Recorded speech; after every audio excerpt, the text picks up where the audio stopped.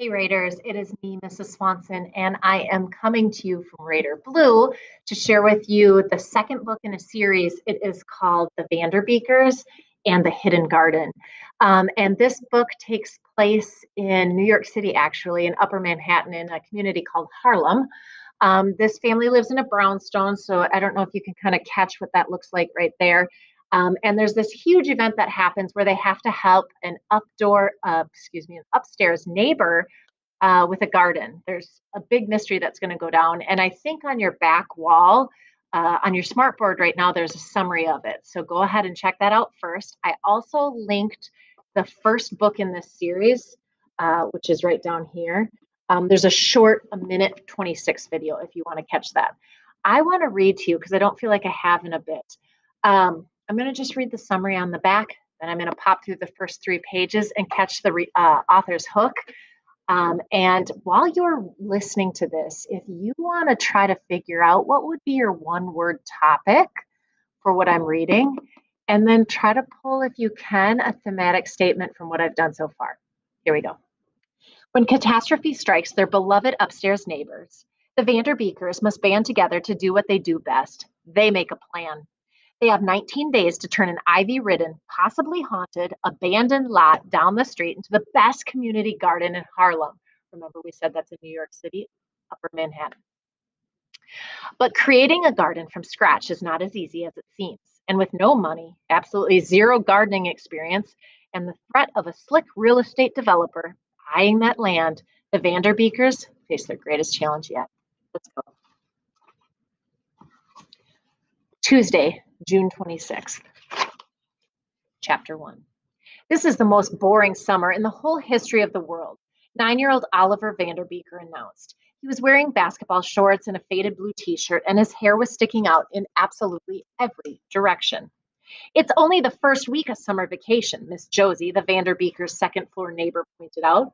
The Vanderbeekers, who lived on the ground floor and first floor of a brownstone in Harlem, spent a lot of time on the second floor with their mother when their mother was busy baking for her clients. Miss Josie had her hair in curlers and was watering the many trays of seedlings, which covered the dining room table. When she was finished, she stepped over to a window box, clipped a few of the small purple flowers, and put them in a bud vase before handing it to Lainey. Bring these to Mr. Jeet, won't you, dear? Lainey, 5 3/4-year-old and the youngest of Oliver's 4 sisters, stopped tying ribbons around the ears of her rabbit and stood up. She wore a silver skirt made of sparkly tulle and a purple t-shirt and sparkly red shoes. The shoes were slippery on the bottom, so she shuffled her feet slowly over to Mr. G, careful not to spill the water in the vase. The bunny hopped close by on her heels, shaking his head, causing his ears to flip around and the ribbons to launch in different directions. How are you bored already? Mr. Biederman asked. Mr. Biederman was their third-floor neighbor and landlord, and up until a half a year ago, he hadn't left his apartment in 6 years. He had almost refused to renew their lease back in December. But the Vanderbeeker kids had managed to convince him to let them stay, and now they were working on getting him outside the brownstone. He visited the Vanderbeekers as well as Miss Josie and her husband, Mr. Jeet, almost daily, but he never left the building once in that whole entire time. Oliver slumped into the yellow vinyl chair at the kitchen table, his elbows on the metal tabletop and his hands propped up on his head. There's nothing to do, nothing I can do anyways. Oliver watched Miss Josie pull a shoebox down from a high cupboard and lift the top off.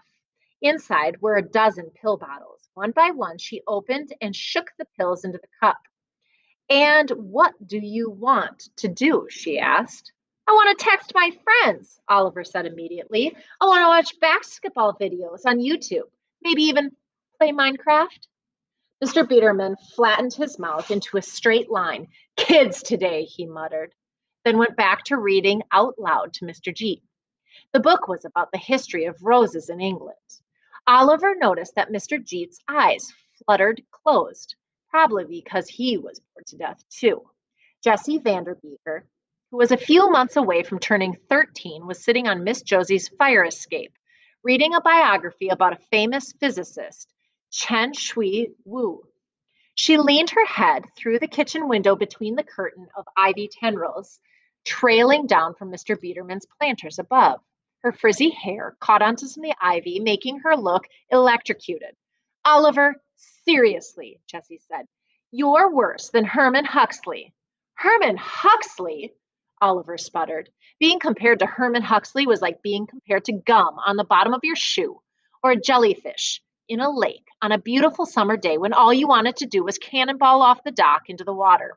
Herman Huxley complained about everything, including cold weather, hot weather, his brand new Nikes, which any other kid would sell their most prized possessions for. Yep, Jessie said, whipping out her new as of last week phone and punching it with her thumbs. Oliver felt a wave of pure jealousy wash over him as Jessie flaunted her phone. Now they're going to have a huge mystery come up where they have to gang together and help out a neighbor in need. Friends, check this out if you want to. Start with that first one on the back.